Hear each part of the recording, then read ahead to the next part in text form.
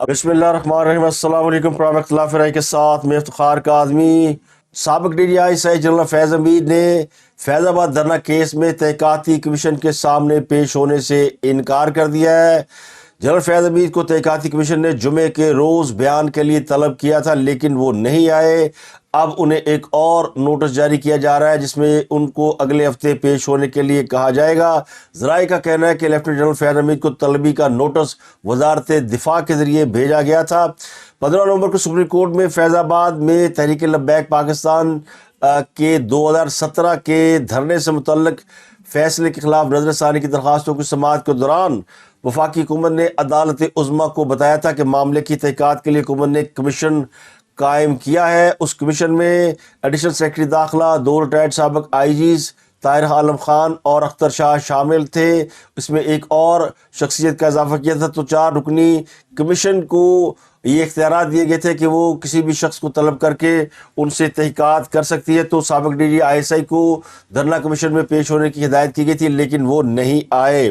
तो अब इस मामले में उन्हें एक और मौका दिया गया है।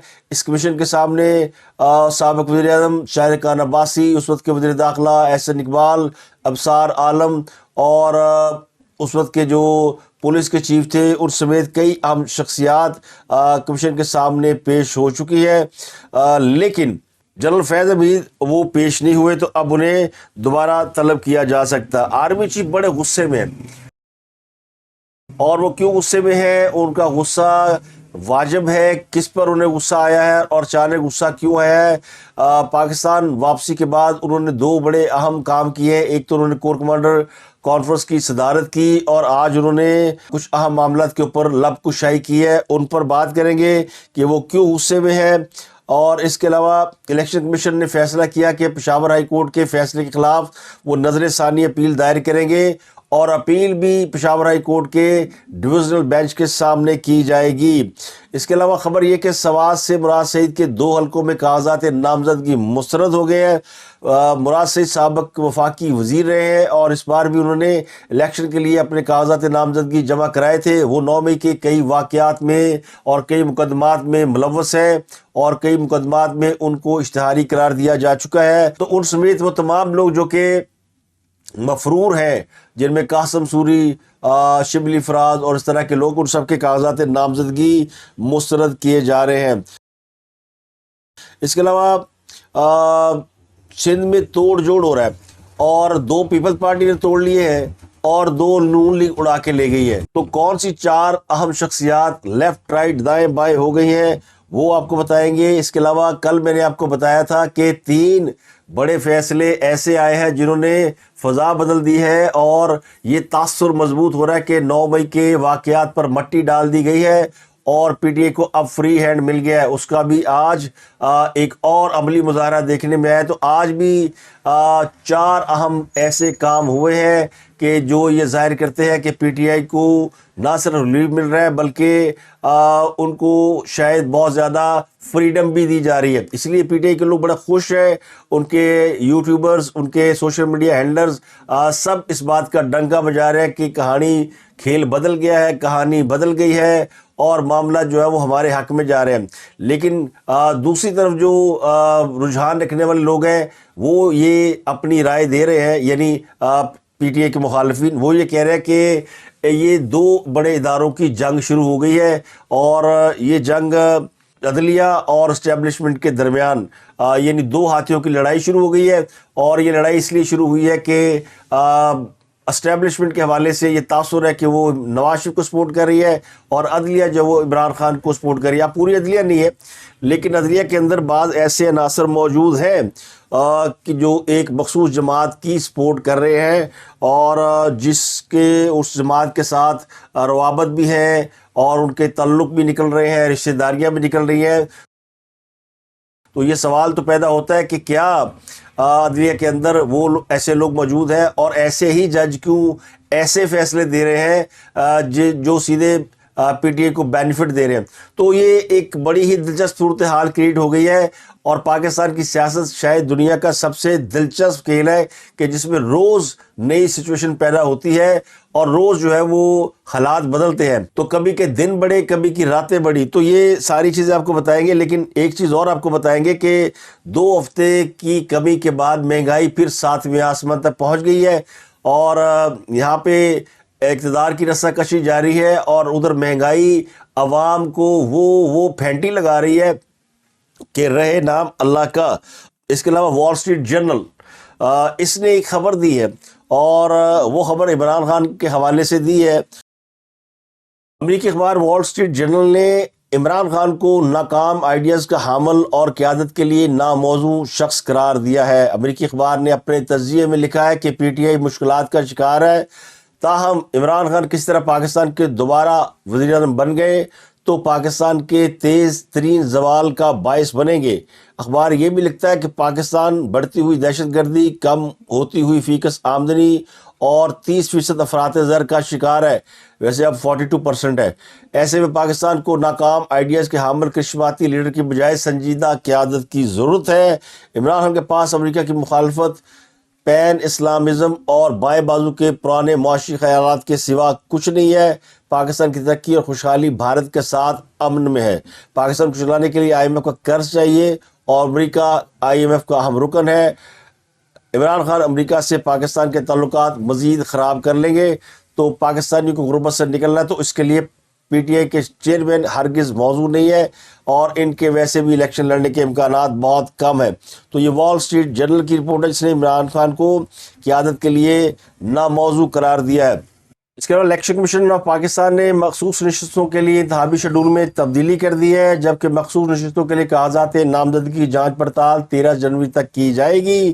نئی نوٹیفیکیشن کے مطابق ریٹرننگ افسران کے فیصلوں کے خلاف اپیل 16 جنوری تک دائر کی جا سکے گی، جبکہ اپیلیٹ ٹریبونل 19 جنوری تک اپیلیں نپٹائیں گے اور نظر ثانی شدہ فہرست 20 جنوری تک شائع ہو جائے گی.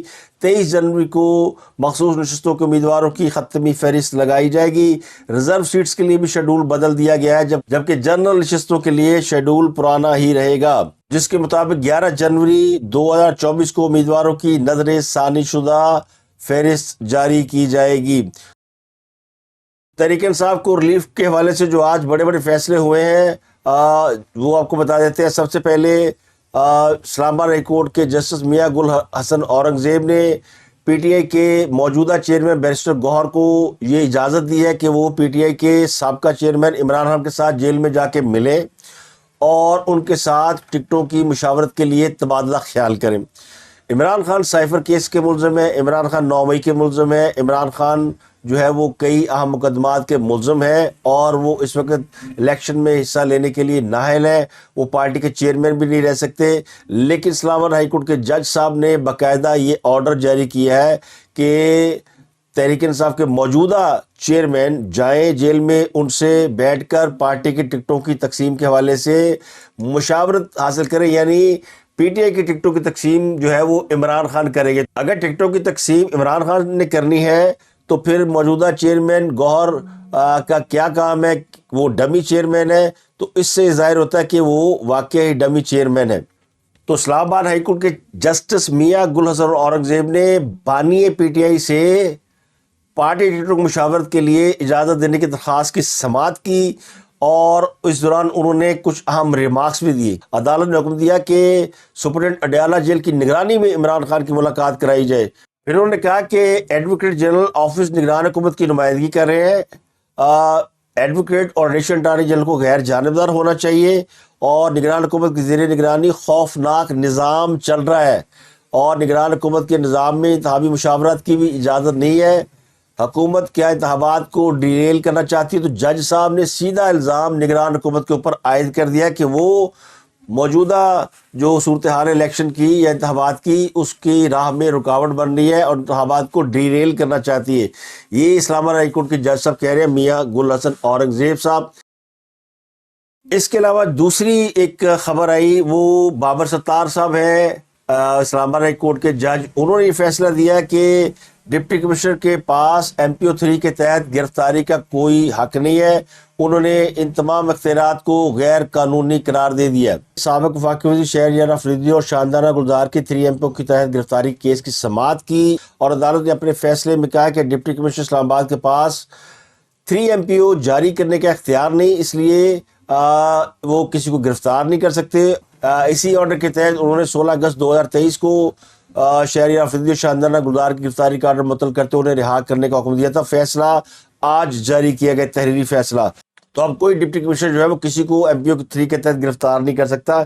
इसका बेनिफिट भी PTI को जा रहा है। इसके अलावा डिप्टी कमिश्नर लाहौर ने सोशल मीडिया एक्टिविस्ट सरम जावेद की नजरबंदी का नोटिफिकेशन वापस ले लिया है। जस्टिस अली बाकर नजफी की अदालत में सरकारी वकील ने रिपोर्ट जमा करा दी है। कल जस्टिस अली बाकर नजफी ने डिप्टी कमिश्नर से पूछा था कि उन्होंने क्यों नज़रबंदी का नोटिफिकेशन जारी किया है, और आज ये रिपोर्ट जमा करा दी गई है कि हमने नज़रबंदी का नोटिफिकेशन वापस ले लिया है। सरम जावेद के वालिद ने नज़रबंदी को लाहौर हाई कोर्ट में चैलेंज कर रखा है और अब उनकी इस केस में रिहाई के बड़े वाज़ेह इम्कानात हैं। इसके अलावा खुदेजा शाह जो कि कोयटा की अदालत से हुकूमत कोयटा की जानिब से FIR में उनका नाम वापस लेने की वजह से रिहा हुई थी, वो आज अपनी फैमिली में पहुंच गई है और वो दोबारा से सोशल मीडिया पर एक्टिव हुई है। उन्होंने अपनी तस्वीर शेयर की अपनी फैमिली के साथ और उन्होंने कहा कि मैं रिहा होने के बाद अपनी फैमिली में पहुंच गई हूँ। और चौथा जो हम काम हुआ है कि मीडिया पर जो गैर एलानिया तौर पर ये महसूस किया जा रहा था कि PTI पर पाबंदी है, वो पाबंदी भी आज हटा दी गई है और PTI के बाद रहनुमाओं की प्रेस कॉन्फ्रेंस कई टेलीविजन चैनल ने बराह रास्त दिखाई है। अब यहाँ पे जो दोस्त ये सवाल खड़ा कर रहे हैं कि ये लड़ाई सिर्फ अदलिया जो है वर्सेस एस्टेब्लिशमेंट की है और एस्टेब्लिशमेंट जो है वो किसी और तरफ है और अदलिया किसी और तरफ है, उनसे बड़ी माजरत के साथ कि चले अदालती फैसलों में तो नज़र आता है कि रुझान है किसी सियासी जमात की तरफ, लेकिन ये जो मीडिया है या और जो इदारे अदालतों के कंट्रोल में नहीं है, वहाँ पर अगर PTI को फ्रीडम है तो फिर ये मानना पड़ेगा कि ये एक तरफा मामला नहीं है, बल्कि ये किसी न किसी हद तक दो तरफा मामला है। अब मैं आपको उन जजों के हवाले से जिक्र कर देता हूँ जिन जजों के फैसले, चूँकि इतराज़ ये हो रहा है कि अदलिया के बाद जज जो है वो मखसूस सियासी जमात के साथ मिले हुए, उनके सहूलतकार बने हुए हैं। ये जब जस्टिस बंदयाल साहब चीफ जस्टिस पाकिस्तान थे तो सुप्रीम कोर्ट पूरी की पूरी या मैक्सिमम कह लें कि उसका रुझान था इमरान खान की तरफ। अब भी बहुत सारे लोग ऐसे हैं, बहुत सारे जज जो इस वक्त PTI को रिलीफ दे रहे हैं, उनका कनेक्शन PTI से निकल रहा है। इस बात में कोई दो राय नहीं कि PTI को इंसाफ मिलना चाहिए। कोई भी सियासी जमात हो उसको आइन और कानून के तहत इंसाफ मिलना चाहिए। उनके जो भी मामलात हैं उनको कानून के दायरा कार में रहकर निपटाना चाहिए। किसी के साथ कोई ज्यादती नहीं होनी चाहिए।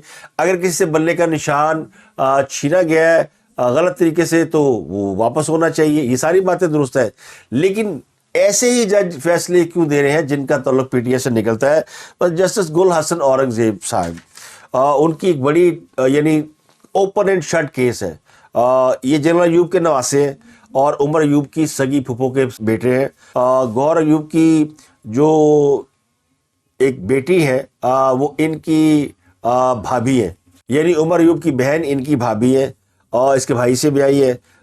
फिर इसी से मेरा ख्याल यही काफ़ी है, वरना ये सिलसिला बड़ा लंबा है। इनके जो वालिद हैं मियाँ औरंगजेब वो वाली सवाद कहलाते हैं और वो गवर्नर भी रहे हैं और मुख्तलिफ सियासी जमातों के रुकन भी रहे हैं। लेकिन फिर हुआ ये कि एक जमात बनी जिसके ऊपर ये लेबल लगा कि ये पठानों की जमात है, यानी खान साहब। तो खानों के खान पर होने वाला जब किस्सा शुरू हुआ तो फिर वो तमाम लोग जो कि इस ब्रीड से थे वो सारे एक तरफ हो गए। तो ये मामला जो है वो नस्ली और नस्बी और हसबी ये इस तरह का मामला है। फिर ये सारे खान एक हो गए। बहुत से लोग कहते हैं नहीं फलाना मुस्लिम लीग नून का में रहा, भाई उस वक्त PTI नहीं थी। फलाना मुस्लिम लीग काफ का रहा, उस वक्त PTI नहीं थी। फलाना पीपल्स पार्टी में रहा, उस वक्त PTI नहीं थी। PTI तो बनी उस वक्त या बनाई उस वक्त गई जब ایک اس طرح کا بریڈ سامنے لایا گیا جس میں میں یہ نہیں کہتا ہوں کہ پختون ہمارے بھائی نہیں ہے یا ان کا کوئی حق نہیں ہے. جس طرح وہ پنجابیوں کے بارے میں بات کرتے ہیں, سندھیوں کے بارے میں بات کرتے ہیں یا بلوچوں کے بارے میں بات کرتے ہیں, تو ان کے بارے میں بھی کسی حد تک لوگوں کا یہ اب تاثر موجود ہے کہ پی ٹی آئی ان کے لیے ایک اسپیشل جماعت ہے اور پھر رجحان اسی طرف ہے. تو عمر ایوب, گوہر ایوب اور ایوب خان, یہ سلسلہ سب آپ دیکھیں. اور عمران خان پاکستان میں ایک ہی لیڈر کی تعریف کرتے ہیں, اس کا نام ہے ایوب خان. وہ کہتے ہیں بس اس کے بعد تو ترقی ہوئی نہیں. جب خان صاحب تھے پاکستان کے سربراہ, وہ یہ نہیں کہتے وہ ڈکٹیٹر تھے, انہوں نے مارشل لا لگایا تھا, ان کی وجہ سے پاکستان دو ٹکڑے ہو گیا. وہ کہتے ہیں بس ایوب خان جیسا حکمران پاکستان میں نہیں آیا. تو پھر آپ اسی سے اندازہ لگا لیں کہ ان کا یہ بیانیہ وہاں پہ کس قدر پاپولر ہوا ہوگا, جہاں پہ اس کے ماننے والے, اس کے چاہنے والے یا اس نسل کے, اس قبیلے کے لوگ موجود ہیں. میں زیادہ لمبا چوڑا جانا نہیں چاہتا, لیکن یہ جج نہیں ہے, پی ٹی آئی کے کارکن ہیں. دوسرے جج بھی آپ لے لیں, میاں وہ جو کامران حیات میاں خیل, ان کا پورا نام ہے. یہ پی ٹی آئی کے دور میں ایڈیشنل ایڈوکیٹ جنرل بھرتی ہوئے, پھر یہ ایڈوکیٹ جنرل رہے اور انہی کے دور میں جج بنے. ابھی بھی یہ ایبٹ آباد ڈویژن میں بیٹھتے ہیں, اور چونکہ آج کل جج چھٹیوں پہ ہے تو پشاور ہائی کورٹ میں کچھ ججوں کو ڈیپوٹیشن پہ لا کے ان سے کیسز نپٹوائے جاتے ہیں, تو ان کو وہاں بٹھا کر یہ فیصلہ لیا گیا. اور ان کے بھائی شعیب ناصر میاں خیل, وہ بھی پی ٹی آئی کے طرف سے الیکشن لڑ چکے ہیں, اور ان کی فیملی کے کئی لوگ. تو یہ تعلق تو سارے سامنے ہے.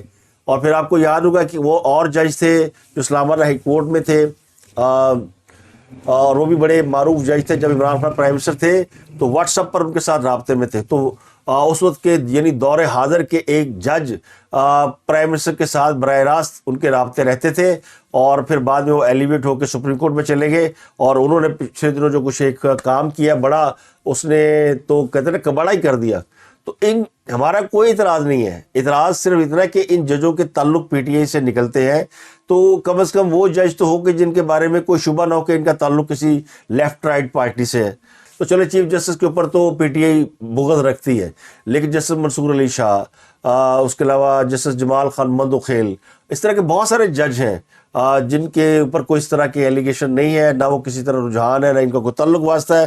تو یہ چل رہا ہے جی معاملہ. اور چونکہ یہ عدلیہ کی طرف سے ریلیف ہے, اور باقی جو ان کو فریڈم مل گئی ہے الیکشن لڑنے کی, نعرے مارنے کی, میڈیا پہ آنے کی, سمجھو پھر گل کتنے جا رہی ہے. اب میں آپ کو سندھ کی صورتحال بتاتا ہوں. سندھ میں توڑ جوڑ جاری ہے. 2 پیپل پارٹی نے توڑے, 2 نون لیگ نے توڑے. پیپل پارٹی نے توڑا ہے جناب ایم کیو ایم کے 2 سابق ممبران اسمبلی اور مصطفیٰ کمال کی جو پارٹی تھی, جو انہوں نے بنائی تھی ایم کیو ایم سے علیحدہ ہونے کے بعد, دبئی سے پاکستان آنے کے بعد. وہ چونکہ اب ایم کیو ایم میں واپس ضم ہو گئی ہے, تو اس میں سے 2 لوگ جو ہیں وہ مصطفیٰ کمال کے ساتھ نہیں گئے, جن میں ایک انیس خان ایڈوکیٹ اور دوسرے رضا ہارون شامل ہیں. یہ دونوں ایم کیو ایم کے بڑے ہی پرومیننٹ قسم کے لیڈر تھے, لیکن اب وہ اپنے ساتھیوں سمیت پیپل پارٹی میں شامل ہو گئے ہیں. تو اس سے جو ہے وہ پیپل پارٹی کو کراچی کے اندر کافی فائدہ ہونے کے چانسز ہیں, کیونکہ ایم کیو ایم کے لوگوں کا پیپل پارٹی میں شامل ہونا ایم کیو ایم کو ایک قومی دھارے میں, یا ایم کیو ایم کو لیڈر کو جو چھوڑ کے آ رہے ہیں اس میں شامل کرنے کا باعث ہو سکتا ہے. اب مصطفیٰ کمال ایم کیو ایم میں واپس جا چکے ہیں, اور ان کی وجہ سے ایم کیو ایم اور مسلم لیگ نون کا اتحاد نہیں ہو پا رہا. این اے 242 کے اوپر جھگڑا چل رہا ہے, اور شہباز شریف گئے ہوئے کراچی, اور ایم کیو ایم کے ساتھ انہوں نے ایک سیشن کیا ہے, لیکن سیٹ ایڈجسٹمنٹ نہیں ہو پا رہی. اور وجہ کیا ہے, 242 جہاں سے کاغذات نامزدگی جمع ہے مصطفیٰ کمال کے, وہاں سے شہباز شریف بھی امیدوار ہیں, وہ بھی لڑنا چاہتے ہیں. تو حلقہ این اے 242 پر الیکشن کون لڑے گا, شہباز شریف یا مصطفیٰ کمال, یہ ہے بڑا. اور ایم کیو ایم میں واپسی کے لیے جو مصطفیٰ کمال نے شرط رکھی تھی وہ صرف 242 کی نشست تھی. اب یا تو ایم کیو ایم مصطفیٰ کمال سے جان چھڑائے, تو مصطفیٰ کمال جو پوری جماعت اپنی قربان کر کے ہے وہ یہ کر نہیں سکتے, بڑی مشکل سے ایم کیو ایم کا واپس الائنس ہوا ہے. اور اگر وہ مصطفیٰ کمال کو ساتھ رکھتے ہیں تو ان کا مسلم لیگ نون سے اتحاد خطرے میں پڑتا ہے. تو ابھی اس کے اوپر معاملات چل رہے ہیں, اور میرا گمان یہ کہ شہباز شریف صاحب کراچی کی نشست MQM کے لیے چھوڑنے پر راضی ہو جائیں گے، کیونکہ شہباز شریف وہ رہنما ہے جن میں بڑی لچک ہے، اور ان کے اس لچکدار اور نرم رویے کی تو اسٹیبلشمنٹ جو ہے وہ بڑی فین ہے۔ تو باقی سیاسی جماعتیں کیوں نہیں ہوں گی؟ انہوں نے 16 مہینے جو حکومت چلائی تھی اس میں انہوں نے اپنا پورا ایک باڈی لینگویج اور ایک ایٹیچیوڈ بتایا تھا، جس میں یہ لگتا ہے کہ وہ جو ہے وہ سختی کے قائل نہیں ہے اور وہ 2 قدم پیچھے ہٹنا جانتے ہیں۔ تو 2 جماعتوں کے درمیان جو نفاق کی اس وقت صورتحال ہے وہ مجھے لگتا ہے کہ اگلے سیشن میں ختم ہوگی۔ دونوں جماعتیں ایک دوسرے کے ساتھ دوبارہ سیشن پر اتفاق رکھتی ہے، اور پھر باقی سیٹوں کا چل رہا ہے کہ کتنی سیٹیں لیں گے نہیں دیں گے۔ اور اس کے پیچھے ایک جو تاثر ابھر رہا ہے کہ اس وقت تک مسلم لیگ نون کے ساتھ کسی بڑی سیاسی جماعت کا الائنس ابھی تک کیوں نہیں ہوا؟ کیا اس کے پیچھے بھی عدلیہ ہے یا اس کے پیچھے بھی کوئی اور طاقت ہے؟ تو وہ جو تانے بانے ہیں، دونوں نے پھڈا پہ گیا جی ہاتھیوں کی لڑائی میں فلانا یہ ہو گیا وہ گیا، کوئی ہاتھیوں کی لڑائی نہیں ہو رہی۔ تو ہاتھی کے پاؤں میں سب کا پاؤں، وہ مثال اپنی جگہ موجود ہے۔ تو اب مسلم لیگ نون نے جو 2 وکٹیں گرائی ہیں وہ انہوں نے صوبہ سندھ کی 2 بڑی سیاسی شخصیات ہیں، جام قائم اور جام کرم، ان دونوں نے مسلم لیگ نون کے سربراہ شہباز شریف سے ملاقات کی ہے اور انہوں نے مسلم لیگ نون میں شمولیت اختیار کر لی ہے۔ دونوں سندھ کے بڑے سیاسی رہنما ہیں۔ ان کا مسلم لیگ نون میں شامل ہونا یہ سندھ میں مسلم لیگ نون کی ایک بڑی کامیابی ہے، کیونکہ سندھ میں مسلم لیگ نون کو زیادہ وجود نہیں رکھتی، اور یہ بھی اطلاعات ہے کہ جو پہلا سیاسی اتحاد باقاعدہ سیٹ ایڈجسٹمنٹ کے ساتھ ہو رہا ہے وہ GDA کے ساتھ ہو رہا ہے، اور یہ اسی سلسلے کی ایک کڑی بھی ہے۔ تو chief of army staff general Asim Munir غصے میں کیوں ہے؟ آج انہوں نے باقاعدہ یہ کہا ہے کہ سوشل میڈیا پر ہیجان، مایوسی اور افراتفری کا ماحول پیدا کر کے جھوٹی خبروں کے ذریعے یہ تاثر دیا جا رہا ہے کہ جیسے ریاست اپنا وجود کھوتی جا رہی ہے۔ اب سوشل میڈیا پہ کون ایسا ہے جو ریاست کو ناکام قرار دے رہا ہے، اور کون ایسا ہے جو کہ ہیجان، مایوسی اور افراتفری پیدا کر رہا ہے؟ تو ان کا اشارہ تو واضح طور پر ان لوگوں کی طرف ہے جن کا تعلق 9 مئی سے ہے، جو 9 مئی کے بعد سے پاکستان کو ایک فیل اسٹیٹ قرار دے رہے ہیں، جو کہہ رہے ہیں پاکستان سے لوگ بھاگ رہے ہیں، پاکستان ناکام ہو گیا ہے، پاکستان پر کوئی کسی کو دلچسپی نہیں رہی، کوئی انویسٹمنٹ نہیں کرنا چاہتا، کوئی آنا نہیں چاہتا کیونکہ عمران خان جیل میں ہے۔ تو انہوں نے کہا کہ یہ جو جھوٹی خبریں ہیں نا، اس کے جو تاثر دیا جا رہا ہے کہ پاکستان ناکام ہے، ان جیسے تمام لوگوں کی اور ہر قسم کے مافیا کی ہم قوم کے ساتھ مل کر سرکوبی کریں گے۔ ان کا یہ جو 2 لائنر خطاب تھا نا، یہ بڑا ہی اگریشن سے بھرا ہوا تھا، اور اس میں لگ یہ رہا تھا کہ وہ خاصے اس معاملے میں غصے میں ہے کہ اس طرح کی چیزوں سے پاکستان کا جو امیج ہے وہ خراب کیا جا رہا ہے۔ چونکہ وہ باہر سے ہو کر آئے ہیں، امریکہ سے ہو کے آئے ہیں، تو وہاں انہیں زیادہ اس بات کا احساس ہوا ہوگا کہ دنیا کے بارے میں پاکستان کا کیا تاثر جو ہے وہ پھیلایا جا رہا ہے، اور دنیا کو جو اپڈیٹ ملتی ہے وہ سوشل میڈیا کے ذریعے ملتی ہے۔